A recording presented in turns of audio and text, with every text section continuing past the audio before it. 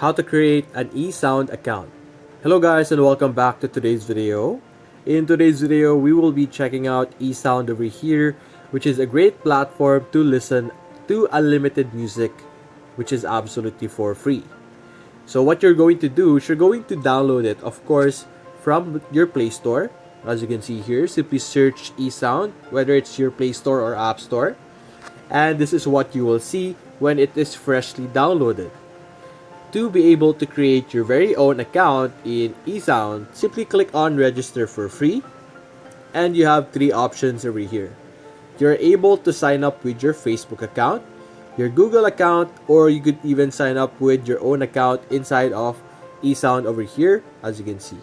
So you're simply going to enter your email and you can proceed to the next steps, which will allow you to create your own account in eSound. So that's basically it guys. If you enjoyed this video, leave a like and subscribe. Thanks for watching.